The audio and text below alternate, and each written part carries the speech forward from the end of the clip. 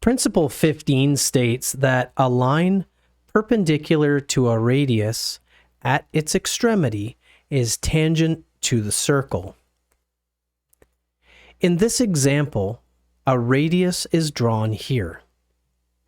The extremity of the radius is where it ends on the circle, right here.